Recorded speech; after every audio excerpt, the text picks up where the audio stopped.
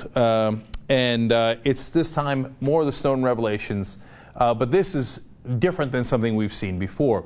This involves the GCHQ, which is of course Britain's intelligence unit, and their previously secret part of that unit called the Joint Threat Research Intelligence Group, and how they do propaganda online. Damn. They've got the memos internally from how they do it, and of course the Five Eyes all participate in this intelligence gathering operations together. So if Britain does it, as they're doing it here, will they share their information and with the U.S. and the other Five Eyes? Yes. And if you don't know the Five Eyes, that's U.S., Britain, New Zealand, Australia, and Canada. It's what they call themselves. It's their intelligence groups working together. Hey, what can you do in Britain? What can you do in Australia and America? How can we violate each other's laws without having to do it ourselves and get our hands dirty? In this case, they do it with propaganda. So the document that they received from the Joint Threat Research Intelligence Group is, quote, "The Art of Deception, Training for Online Covert Operations." Oh boy, this ought to be good. All right, and the first thing that you find out is that it is, of course, not necessarily directed towards terrorists. Of course! Here's one of the slides. It says Cyber Offensive Session. And they know it. Look at this. Pushing the boundaries and action against hacktivism. And it refers to a guy from Serious Crime Effects, etc., right? So, terrorism? That's old news. Hacktivism. Hacktivism. Who are the hacktivists? Well, anyone who's opposed to these intelligence groups online, I guess, would make you a hacktivist, right? As they explain here in The Intercept. Critically, the targets, quote, were for this deceit and reputation destruction extend far beyond the customary roster of normal spycraft, hostile nations and their leaders, military agencies, and intelligence services. In fact, the discussion of many of these techniques occurs in the context of using them in lieu of traditional law enforcement against people suspected, but not charged or convicted of ordinary crimes, or more broadly still, quote, hacktivism, meaning those who use online protest activity for political ends. Now, those are the people that are supposed to be protected the most in a democracy, people protesting against their government or different government agencies and what they're up to. Turns out those government agencies don't see it that way. They call you a hacktivist. Now, look, understand that if you were going to do character assassination online, in order to get a certain mark or a target, and it's in a hostile country, and you want to flip them somehow, I know the CIA has been doing that a long time, and they do it offline, they might even do it online, and you might disagree with that tactic, but it's a little bit more understandable, or against a legitimate target that's a terrorist who's looking to do damage to the country. But that is not who we're using it against, certainly not exclusively. As you can see here, we're using it against citizens who disagree with these government agencies. And so what are they doing to them? Get a load of these slides. Here's one. It says disruption, operational playbook. Oh boy. Here are the topics that they're going to cover. Infiltration operation, ruse operation, set piece operation, false flag operation, false rescue operation, disruption operation, and sting operation. And every one of these is explained, and they're not pretty. A false flag operation is where they pretend to be someone else, and there's a whole slew of dirty tricks. Let me just give you some of them from some of the slides. Here's how to discredit a target. Set up a honey trap, and that's really interesting. Let's pause there for a second as I explain that one. I had a former CIA operative that I interviewed, Lindsay Moran, on the show. You can watch it on TYT Interviews. She explained what a honey trap was. That was the first time I'd ever heard it. It's when you seduce a target. In that case, it was legitimate CIA targets abroad that we were looking to flip, right? And you use, in that, if it's a guy who's your target, you use an attractive woman, and you get them to believe that they're going to have sex. Now, do they actually have sex? Sometimes they don't. Sometimes they do, right?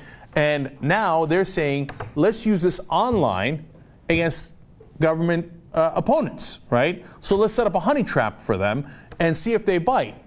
That's our governments, in this case Britain, but again, the NSA works with all these guys, to say, yeah, let's seduce them. I don't know if they actually have the sex or don't have the sex, or they seduce them into doing something sexual online. And isn't it funny that whenever someone is causing trouble for the government, like for example Julian Assange, what's the charges? Oh, he had sex in the wrong ways. He didn't use a condom, this, that, and the other thing. Elliot Spitzer went and was challenging the banks who basically run the government here in the United States. What happened? Oh, look at that. We found funds for a prostitute. Sex, sex, sex, huh? First thing in the slide for discredit a target. Set up a honey trap. It's not us saying it. It's the British government who wrote that down. Second one. Change their photos on social networking sites. That seems particularly weak, if you ask me. I think they're going to find out. Anyway, write a blog purporting to be one of their victims. Oh, come on. Isn't that great? So you say, oh, my God, the victims, the victims. It turns out some of the victims are fake. It was written by guys at GCHQ. And the last one there was email, text their colleagues, neighbors, friends, etc. So send emails to their family, their parents, their whoever else, their wives, with false information to discredit them. Aren't you so proud of your government? I'm from the government. I'm here to help you. I don't think so. All right, discredit a company. Okay, how do they do that? Leak confidential information to companies, the press, via blogs. Okay, so get their confidential information and then leak it. Wait, I thought you guys were opposed to leaks. Right now, by the way, as we speak, they're crying a river over this leak. When they leak it, they love it. When it's leaked about them, they hate it. Post negative information on appropriate forums, stop deals, and ruin business relationships. By the way, what did they do to the head of Quest? You remember? In America, he was the one guy among the phone companies that didn't play ball and give over his clients' private information to the government in an illegal fashion. For that brave act of patriotism, eventually they said, oh, sorry, we had to pull all of your government contracts. And look at that. It turns out now Quest is in trouble, and you sold some stock at some point. Insider trading. They put him in jail. And people are crazy conspiracy theories. They have a manual for how to do it. They explain another slide, effects definition. Using online techniques to make something happen in the real or cyber world. Two broad categories. Information ops, influence or disruption, technical disruption, known in GCHQ as online covert action, the 4 Ds. Deny, disrupt, degrade, deceive. Those are the 4 Ds that they keep going back to. Now, again, The Intercept explains. Under the title Online Covert Action, the documents detail a variety of means to engage in influence and info ops, as well as disruption and computer net attack, while dissecting how human beings can be manipulated using leaders, trust, obedience, and compliance. In other words, they have a manual on how to get you to bow your head. And one of the keys to that is to get trusted leaders in the media to say, no, no, this is right. The government is right. Now everybody comply. And in fact, they have a different slide. And there's so many different things in here to learn. It's amazing. Let me show you this. In this slide, you'll see highlighted conspiracy stories. Plant some of those in the online, etc. Use on the right-hand side, you see hindsight bias, confirmation bias, anchoring and priming targets to believe a certain thing, and then confirm their bias already, etc. They have all these psychological tactics to get you to believe things that aren't true. But my favorite is at the bottom there: propaganda, branding, marketing, and then even advertising. Okay. They know they're doing propaganda. They have a manual that says do propaganda in the media. And one of the things they do is they get thought leaders in the media to totally agree with the government and to exclude the hacktivists that are protesting online government actions and say, that guy's illegitimate. That guy's terrible. You know what that guy did with sex? Look at that. Look at what he did over here. Oh, and that one, I don't know if that's true or untrue, but who cares? It's online somewhere. It was in a forum. I saw it. It was emailed to his colleagues and to his family and friends. Here's another chart where they show all the different things that you could do to take advantage of people's psychology. They've got anthropology. They've studied all of this. I love the one on the right. Use their belief in religion to trick them into A, targeting someone, and B, getting everyone else to believe that that target deserves the derision, etc., and the propaganda that they received. And on the left, use compliance, obedience, and social networks.